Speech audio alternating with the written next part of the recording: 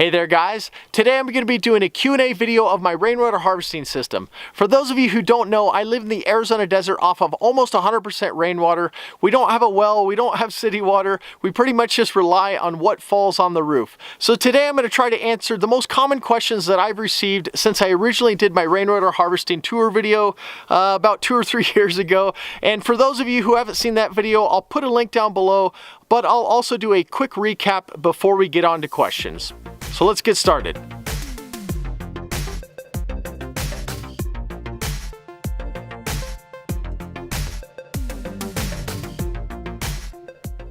So as just a basic recap, my rainwater harvesting system essentially is just me collecting water off of my roof and funneling it into gutters around my house, which then funnel into downspouts and run underground until they hit my rain tanks, where I store the water, treat the water, and then eventually pump the water to my house for household use.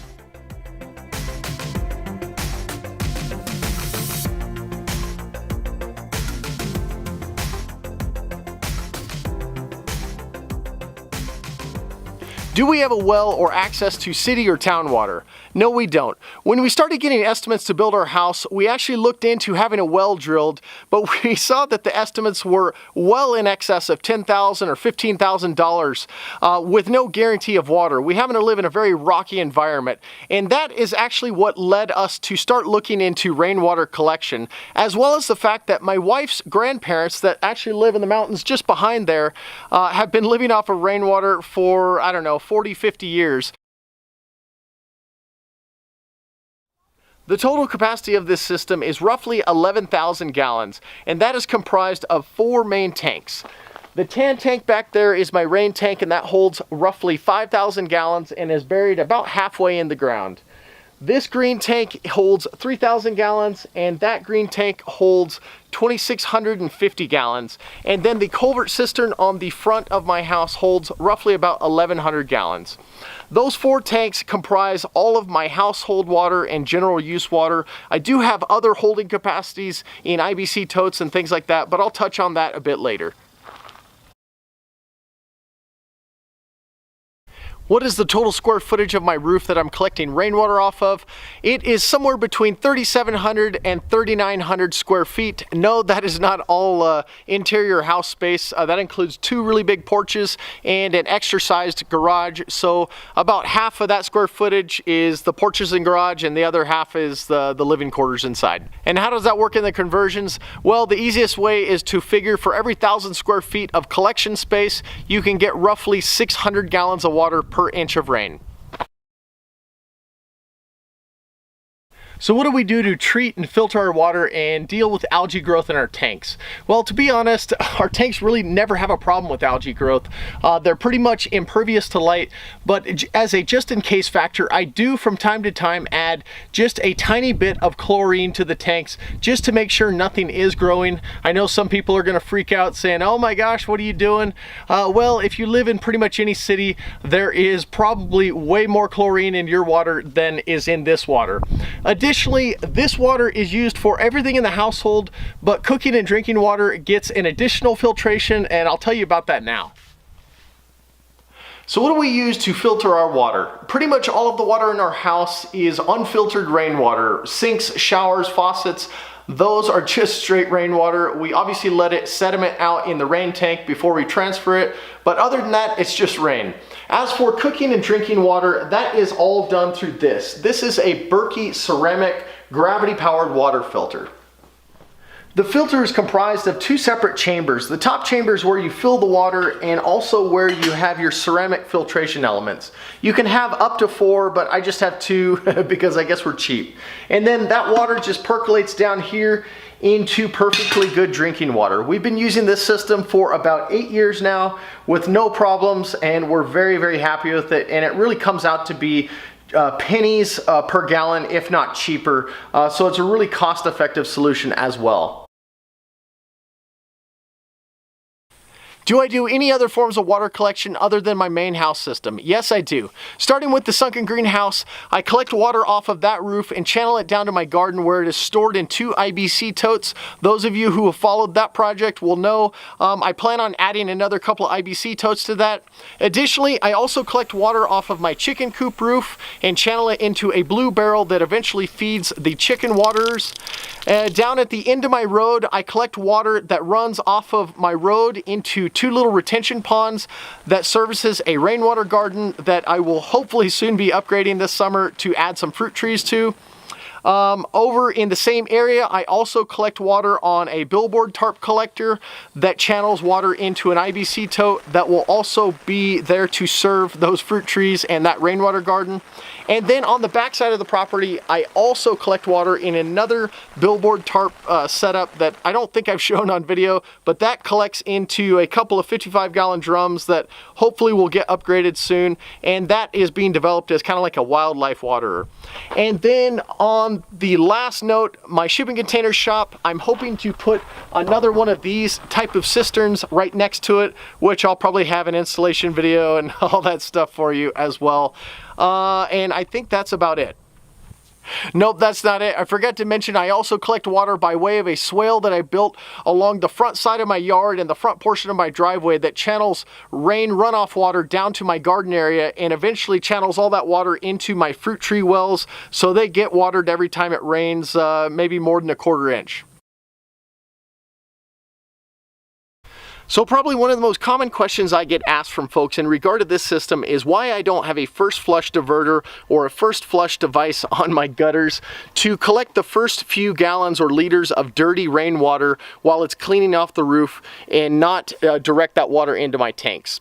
There's a few reasons why I chose not to install one on my system, and the first of those is just simply the cost. I didn't want to buy the extra piping and bell fitting and clean out cap that would have taken to make a good first flush system. Additionally, I wasn't exactly sure how I was going to mount it off of my eaves right by the gutters there, because obviously if it's going to hold several gallons of water, it's going to be pretty heavy, and I just didn't want to deal with that at the time.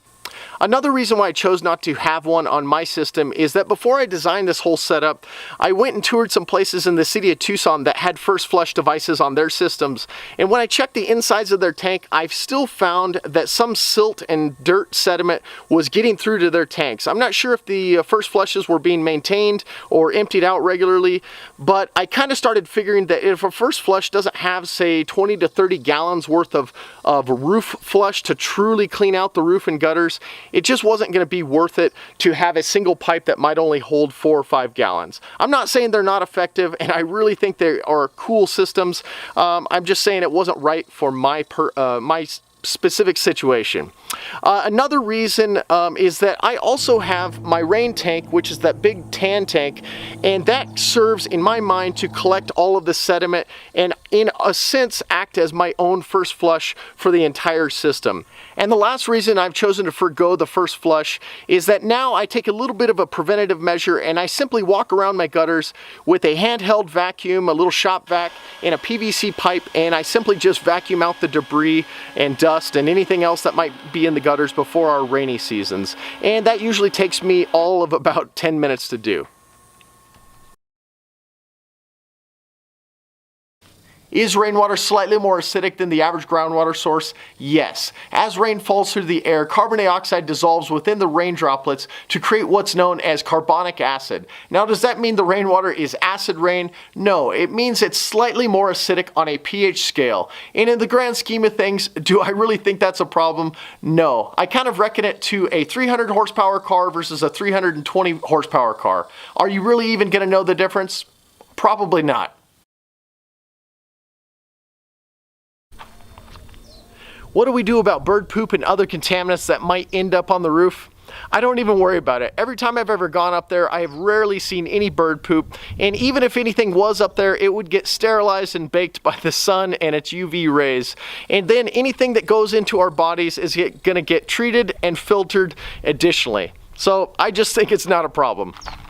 Have we ever had our water officially tested? No, but I do know that our local Ag Extension office has done studies on homes with similar style roofs that also collect rainwater, and the results have always been positive.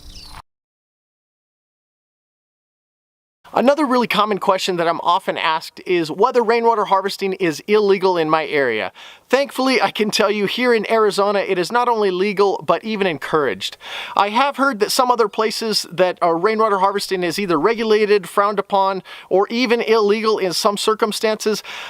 For the life of me, I can't understand that kind of political thinking, but I think it is rooted somehow in water rights issues about runoff water going downstream and being available to the next person. But even then, I still think the argument doesn't really hold very strong, because if you think about it, before a house or a road or a parking lot existed, that ground was open. So when it rained on that ground, most of the water would probably soak in, and sure, yeah, some of it would run downstream. But the way I look at it is, if I'm harvesting the water off of my roof, holding it in a tank, using it on my garden or for my own household needs, I'm putting the majority of that water back where it originally would have gone anyway. The system can be cleaned of any dirt or debris by way of 2 clean out caps, one located right here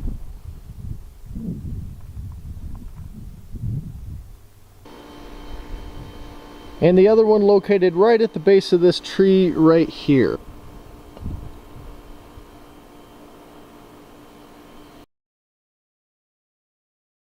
Another super common question is whether I did all of this installation by myself or did I hire a company to do it? Well, I hope I didn't hire a company, because it's definitely not perfect. But yes, I did it all by myself. I did the trenches and laying the pipe and hanging the gutters and placing all of the tanks except for the tan rain tank. I had a guy with a backhoe come over and help me dig the hole to place that about halfway in the ground. And then my father-in-law helped with the culvert cistern on the front. But everything else is pretty much by myself, with my wife giving me some moral support and coming out and helping from time to time as well. Another one of the really common questions I get from folks is in regard to water conservation. Being that we are on rainwater, we do have a limited water supply, so we definitely do conserve. Things like low flow shower heads, low flow toilets, water efficient appliances all apply. But what it really comes down to is just having a little bit of mindfulness when you use water and just being a little disciplined. Don't take really long showers. Don't be super wasteful when you're watering plants. It's pretty simple, really. Additionally, we also use gray water to great effect. You'll see that little square back there with a pump on it. That is sitting right above our gray water tank. And what I'm doing right now is just pumping water out of there to water my fruit trees.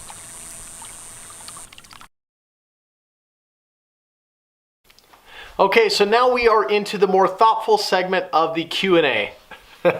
Well, maybe not more thoughtful, but for me it is. Okay, cost and plans for the future.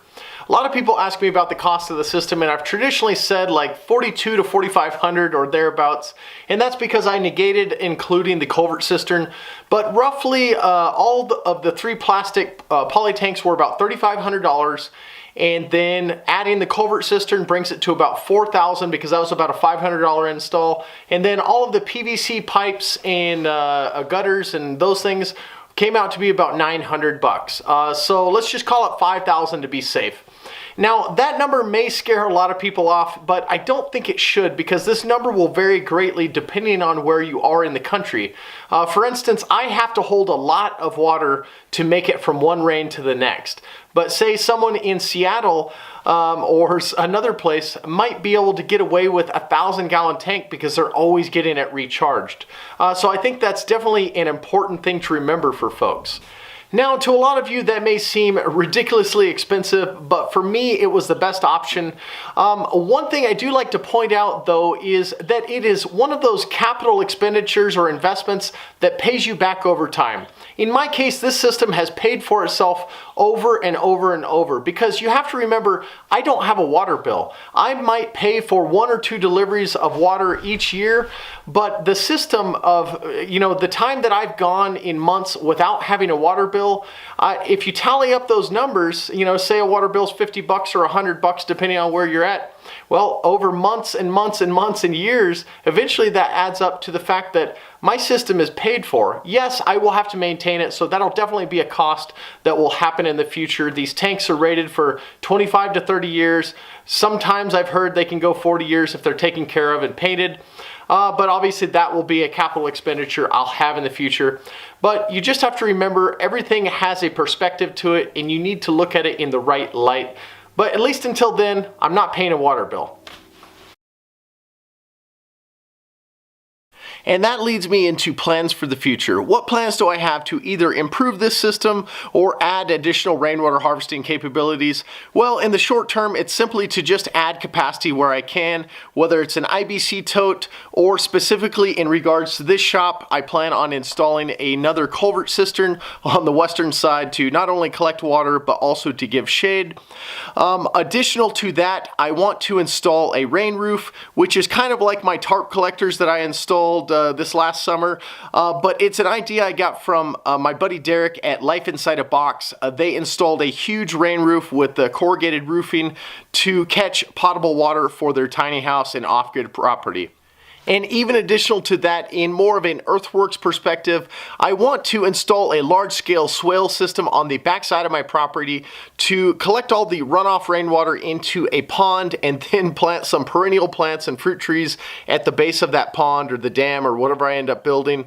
But that will probably be a year or two out. So if anybody local has a really good backhoe or a mini excavator, let me know. I could definitely use it. Well, that's pretty much it, guys. I hope it was informative. I'm sure I didn't get to everyone's questions, but I did try to focus on the 15 to 20 most commonly asked questions. But if you do have further questions, just put them down below and I will try to get to them when I get to them. But as always, I appreciate you watching. Give a thumbs up if you like this, and I will see you next time.